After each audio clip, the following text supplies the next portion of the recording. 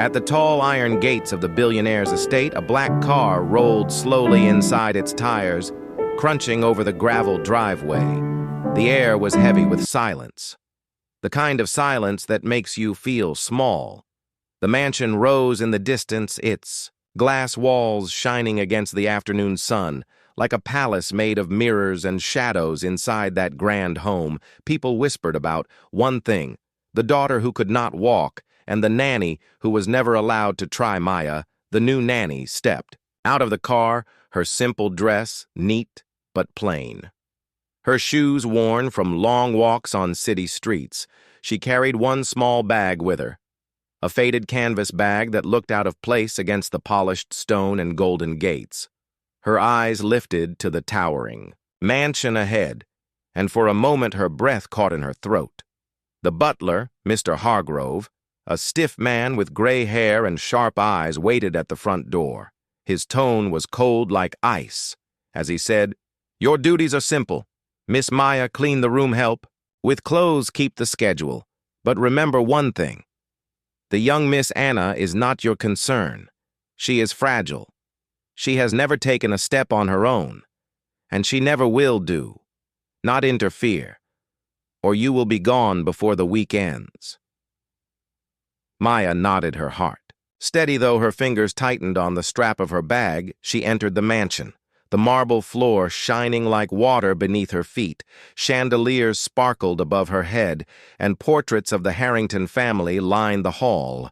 The faces in the paintings looked down at her as if judging every step she took. The other maids stood in a cluster near the staircase, their aprons crisp, their eyes sharp. One of them, with curled blonde hair, smirked and whispered to another, "She will not last, none of them ever." Do they always think they can change things? But they cannot. Maya kept walking her steps, slow but firm. She did not look back. She did not reply, but her silence seemed louder than any word. At the end of the hall, she passed the kitchen. A group of staff sat around a long table eating and laughing when they saw her. They went quiet for a moment. Then a chef with broad shoulders lifted his chin and said, "Hey, new girl, you planning to fix the whole house with that tiny bag of yours? Or are you just here for a free meal?" The others laughed, their voices echoing through the wide kitchen. Maya only gave a small nod and said, "I am here to work, nothing more." Her calm tone cut through the noise, and the laughter died quicker than it began. That night, Maya was shown her small room tucked away in the servant wing. The walls plain, the bed simple. But she did not complain. She unpacked quietly, placing a single photograph by her bedside. It was a picture of a young girl mid-air in a gymnastic leap, her face bright with joy. The edges of the photo were torn, but the memory was whole. The next morning, sunlight poured into the mansion, painting the walls with gold. Maya pushed her cleaning cart down the long corridor, her shoes squeaking. Softly, she reached the west wing and stopped in front of a door larger than the others, carved with delicate designs. This was Anna's room, the girl she had been told never to bother.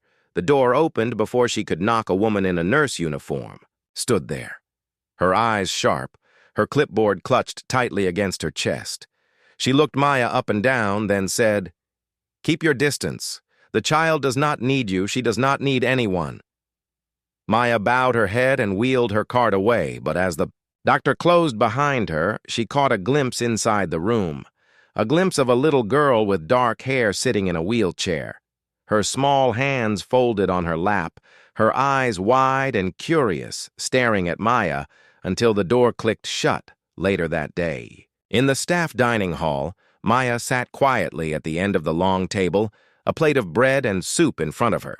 The others ignored her until one maid leaned close to another and said in a voice loud enough for all to hear, "Did you see her shoes? She looks like she came straight from a thrift shop."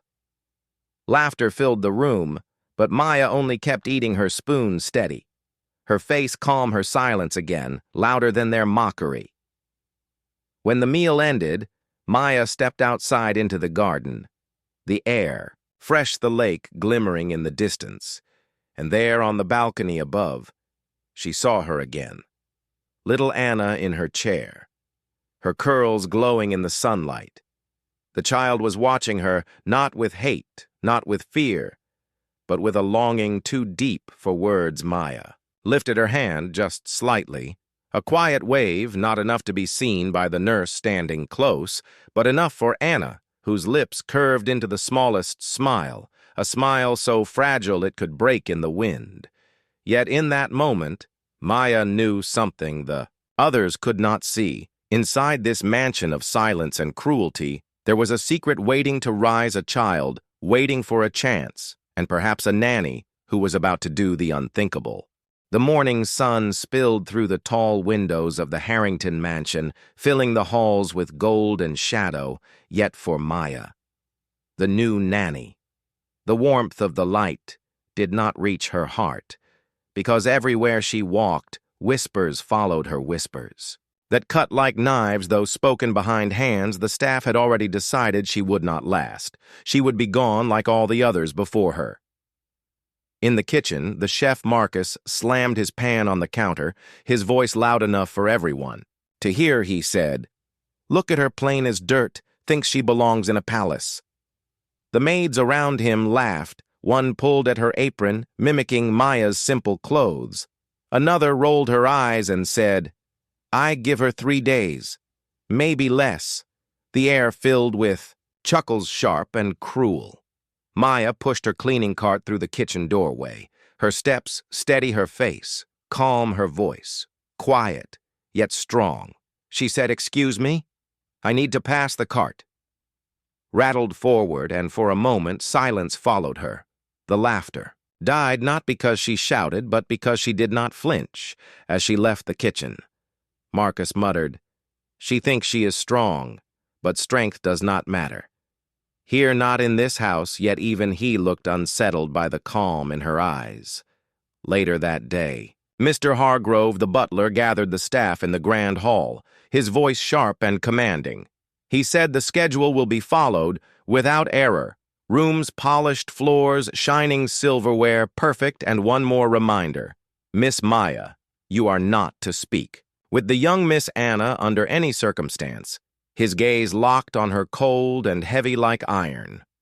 Maya gave a nod, her face unreadable, but inside her chest, her heart beat faster, for she remembered the small, fragile smile she had seen on the balcony, the smile of a child longing for something more than silence. After the meeting, Cheryl, a maid with painted nails and a fake sweet tone, leaned close to Maya.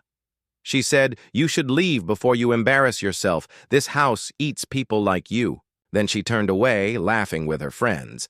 But even as she laughed, she glanced back at Maya as if uneasy that Maya did not tremble. The day stretched long, filled with chores, linens to fold, windows to shine, hallways to mop.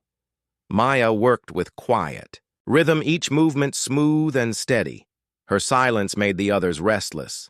They mocked her, but she did not answer, and that silence echoed in their hearts louder than their words. In the laundry room, Tim, a young gardener, entered, leaning against the dryer, his grin wide, his tone mocking. He said, "You know you do not belong here. This place is for people with money and power, not for someone who looks like she came straight off the street."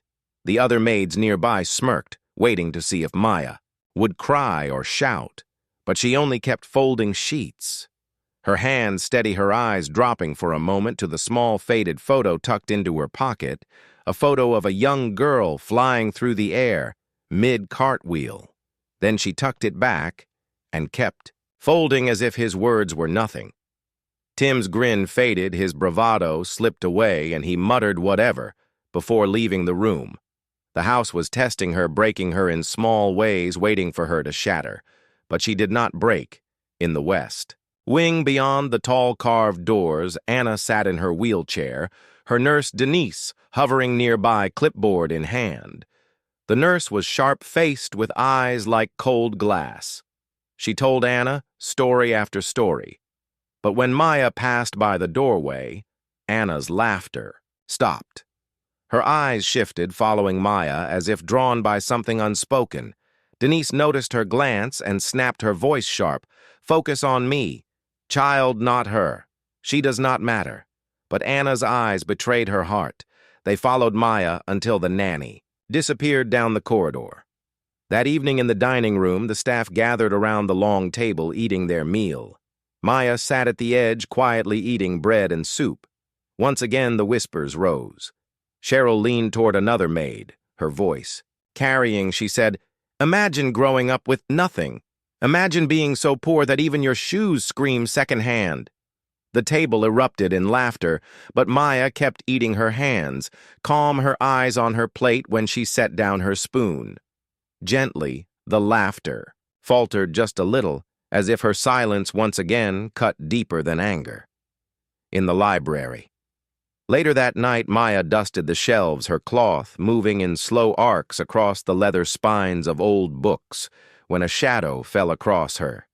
Mr. Donovan, the billionaire himself, entered tall and broad, his expression carved from stone, his voice deep and commanding. He stopped when he saw her near the corner of the library where Anna's toys and books were neatly stacked. He said, "I hear you have been near my daughter." His eyes narrowed, cold and heavy. "Doctors from around the world have told me she will never walk. Do not give her false hope. It will destroy her." Maya's hand froze on the shelf. Her head bowed slightly, her fingers tight around the cloth, her voice soft but steady. She said, "I only spoke about games, sir. I meant no harm." His stare lingered sharp and piercing before he turned away, his footsteps echoing across the polished floor. From the shadows, two maids exchanged smirks, whispering, "Another dreamer." She will be gone soon, but deep inside the house, in the quietest corner, Anna sat by her window, looking out, her small fingers curled around the armrest of her chair, her eyes distant and full of longing.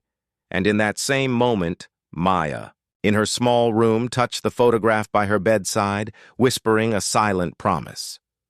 Though no one could hear it, she would not leave. She would not give up. Because sometimes silence hides the loudest kind of strength, and sometimes the unthinkable begins with a single quiet act of defiance.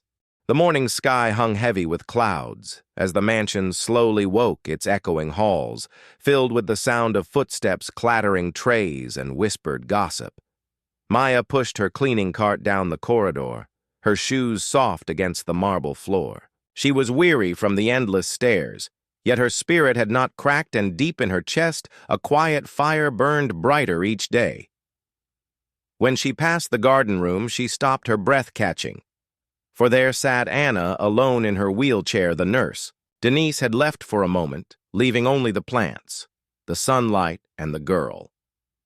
Anna's small hands toyed with a ball on the table, her eyes half lost in thought. Maya's fingers gripped the cart handle, then slowly she stepped inside, her voice gentle as a feather. She said, "It is a good ball. You ever try kicking one?" Anna looked up, startled, her dark curls bouncing slightly. Her lips parted, but no words came. Her eyes flickered with fear. Then, with curiosity, Maya crouched beside her, the ball resting between them. She tapped it lightly with her finger and said, "It can be a game. No rules, no pressure. Just play." Anna hesitated, then whispered, "My legs do not work." Maya smiled, small but steady, and said, "Maybe they just need to be asked in a new way." Anna stared at her face, long and searching. Then, with trembling courage, she slid her foot forward just an inch. It brushed the ball. It was barely a movement yet. In the stillness of that glass-walled garden, it felt like thunder. Maya's eyes glowed. She whispered softly, "Yes, just like that again. If you want." The ball rolled slightly across the table. Anna's foot quivered, then dropped back onto the rest, her chest heaving, her hands gripping the chair arms. But in her eyes there was light, a spark of something long buried. At that very moment, Denise returned, her sharp voice slicing the air. "What are you doing?" she shouted. Rushing forward, her clipboard clutched in fury, Maya rose to her feet, calm but firm. She said, "Only talking, nurse. Nothing more." Denise snapped her gaze to Anna, who shrank back, whispering, "It was nothing." Denise's lips curled. She glared at Maya and hissed, "Stay away, or I will have you gone tonight." Then she wheeled Anna away, leaving the ball rolling slowly across the table until it dropped to the floor. Maya picked it up, her fingers pressing into its surface as if sealing a silent vow. She would not stop. She could not stop. That afternoon, the staff gathered in the dining hall, laughter rising over clattering. Dishes. Cheryl leaned forward, her smirk wide as she whispered loud enough for all to hear, "The nanny thinks she can fix the broken doll." They all laughed, their cruel chuckles echoing around the room. Maya sat at the far end, her bread untouched, lifted her head, her voice calm but clear. She said, "She is not broken. She is only waiting." The room fell silent for a moment, then filled again with uneasy laughter. But the laughter carried less strength than before. Later that evening, Mr. Donovan stood in his office reviewing papers when the head of security, Greg, entered with a tablet. He said, "Sir, you should see this footage. The camera in the garden caught something." Donovan's eyes narrowed as he leaned forward on the screen, grainy but clear. Was Anna lifting her foot ever so slightly? Maya kneeling nearby, encouraging her. Donovan froze, his jaw tight, his heart hammering, though his face showed nothing. He dismissed Greg with a wave. But when the man left, Donovan replayed the clip again, and again, his hand hovering over the pause button, his eyes fixed on that trembling movement.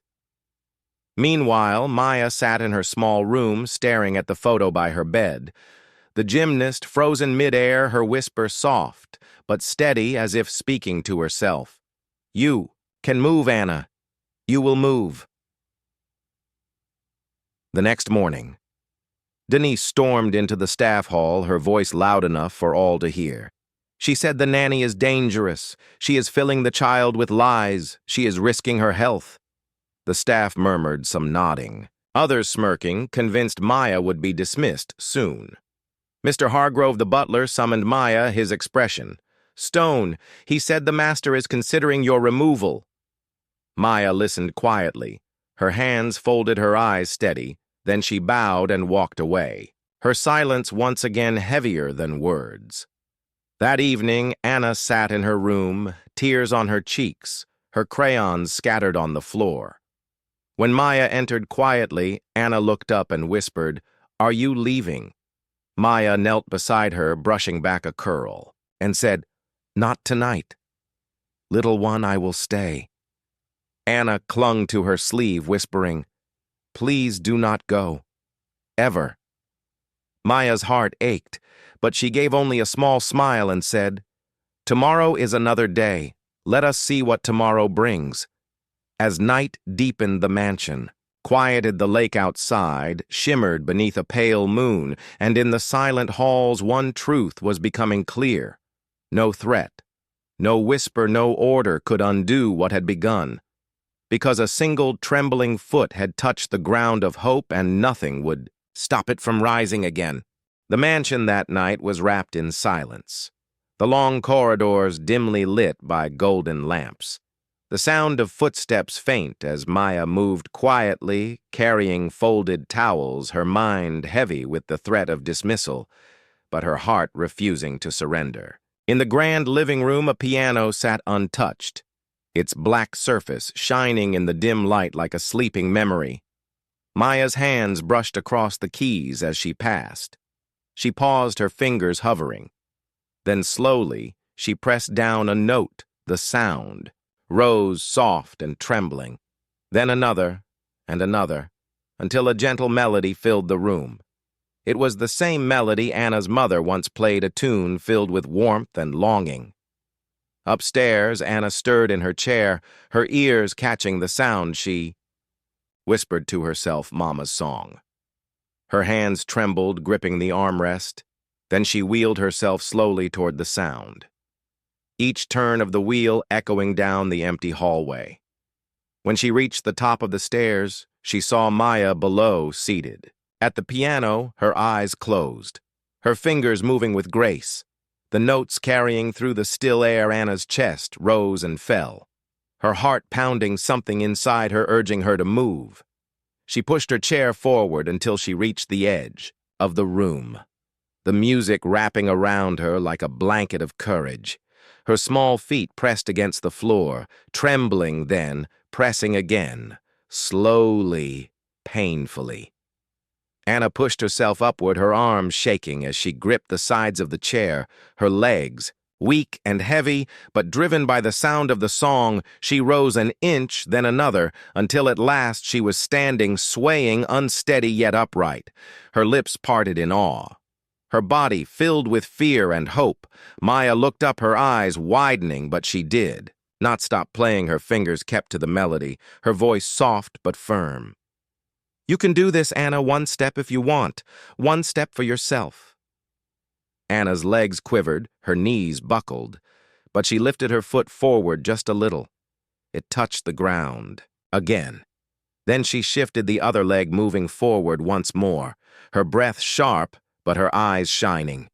She took another step, then another before her strength gave way. She stumbled. Falling forward, Maya's hands left the piano, catching her just in time. Her arms wrapping around the trembling child, she whispered, "You did it, Anna, you really did it." Anna clung to her, burying her face in Maya's sweater, tears falling like rain, her voice shaking but filled with wonder. I walked at the top of the staircase. A tall figure stood frozen. Mr. Donovan, his hand gripping the railing, his eyes locked on the scene below his daughter, standing for the first time in her life. His face remained still, but his eyes glistened with something no one had seen before, the weight of years cracking in that moment. Denise, the nurse, burst into the room, her voice sharp and furious. "Stop this madness!" she shouted, rushing toward them, her clipboard shaking in her hands, her words filled with panic. "Her legs cannot handle it, she will hurt herself." But Anna turned her head, her voice small yet clear. "Daddy, I want her." The words silenced the room. Maya looked up, her eyes steady. Meeting Donovan's gaze, the mansion seemed to hold its breath. Denise's anger faltered, her steps slowing as if the ground had betrayed her. She turned pale, gripping her clipboard tighter. Then from the hallway, another figure stepped forward. Sarah, the quiet maid who had always stayed in the background, her phone in her hand, her voice trembling yet determined. "I recorded it," she said, her eyes meeting Donovan's. "I sent it to the staff." They all saw Anna standing. The staff who had gathered in the doorway gasped, their faces pale, their whispers hushed. Cheryl's fake smile vanished. Marcus, the chef, lowered his eyes. Greg, the guard, clenched his jaw. The truth was no longer hidden. The impossible had been seen. Maya still held Anna close, her voice soft but sure. "One day it will not be one step. Anna, one day it will be many, but for tonight this is enough." Anna nodded, her tears falling, her arms wrapping tighter around Maya, her little voice whispering, "Thank you." Mr. Donovan slowly descended the stairs, his shoes echoing against the polished floor, his expression unreadable, yet his eyes wet with light. He stopped near them, his hand brushing against the railing, his jaw tight as he stared at his daughter, then at Maya. But he did not speak. Not yet, his silence heavier than words. The room remained still, the staff waiting, the air thick with awe and fear. Anna leaned against Maya's shoulder, her face glowing with the quiet pride of a child who had tasted freedom for the first time. And though her legs shook, though her steps had been few, the world itself felt different. Now, because once the unthinkable has happened, there is no going back, there is only forward.